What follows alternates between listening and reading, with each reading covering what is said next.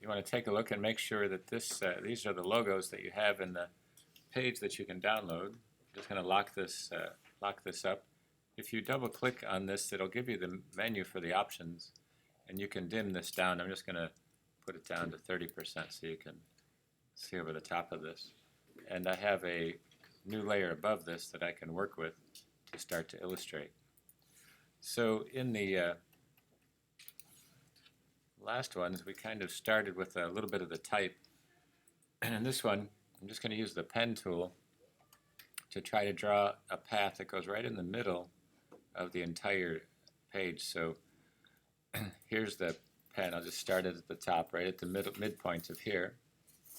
And I'm going to do one other thing here is change the color of this. So I'm just changing the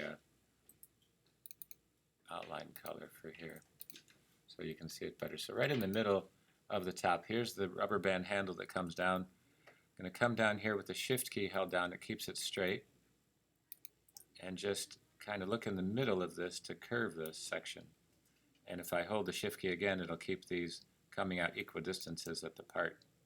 I have this fill, so I'm just going to turn the red box off of it and go right in the middle of this to build that across.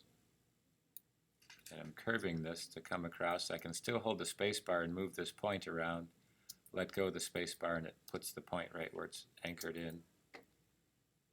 And I'm going to hold the shift key again and just come straight across to this point.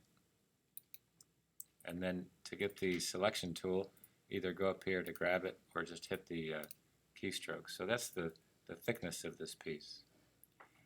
I'm going to take the pen tool again and just come down and draw the inside of this one with the shift key. Now the scan may not be perfectly straight, or the drawing, so it's going to compensate. And I'm coming to the midpoint, and the pink line is what they call a smart guide. It tells me I'm right at the midpoint of that line segment. So I'm just going to shift key this to put that curve right, so it fits right in there nice and easy, and then just come back to the end of it here. Okay, so now this is nothing more than a stroke. So I have this one and this one. So just to show it to you again, here's the pen tool. Here it is right at the top piece, so it'll backtrack that up. So again, it goes right to the smart guide, lets me curve that, shift key it, and just click right on the end, and it'll anchor point right to that piece. And if you miss anything, just backtrack it. And I'm going to select both of them. And with the stroke panel open now, I have a lot of panels open that I don't necessarily need, but just to show it to you. So here's the stroke panel, and if you bring them up together, they'll lock up in each other's storage area right at the top. So I'm just going to click inside here because, again, using the arrow key on the keyboard, I like to see what's happening on the screen first. So that's the shape that it is right there. Okay, and you can click on this. I'll give it a color just so you can see a color choice on there. And this is still a path. I still want to have some of the shapes inside of it. So I'm just going to go to Object and go to Path and outline the stroke. So it's a stroke now that has this outer edge to it.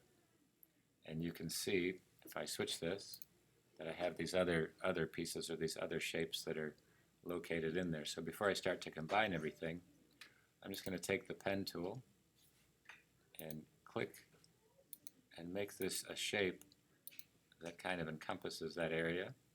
Looks like there's a little bit of a shape over here, I'm not sure, but I'll put that in there. Again, you're kind of interpreting each artist. So here it looks like a triangle segment up here, and here it looks like it's a curve, so I'm just going to curve that. And then this one, this looks like a straight line, and again the smart guides will help me line this up a little bit. And then using the ellipse tool, just to draw that circle with the shift key and the space bar. And then I'm just going to zoom in and take the pen tool.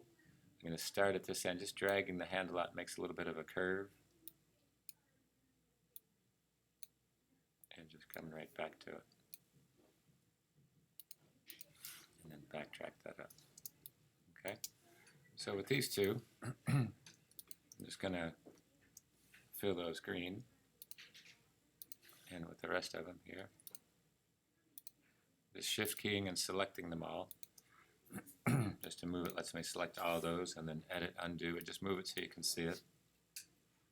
I'll give it a dark blue and then just switch the color. Quick way to do it. And while those are selected, I'm going to shift key and just select these two here. So now I have everything except the two green pieces selected. And I'm going to turn this off just so I can see this part a little better. Use the shape builder and just go ahead and hit the option and take that off. So I'm using it to help me clip these pieces off. I think I clipped that one a little too far.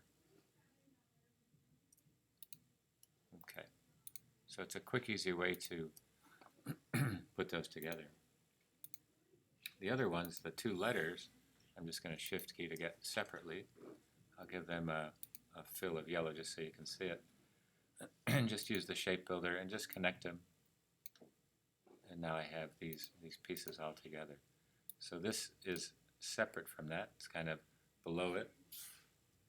And it just allowed me to make that shape that much easier. Okay. Now this won't be due till tomorrow, but I just wanted to show you the process of it. Again, the tab key and the command shift 4 to get the screenshot for that one.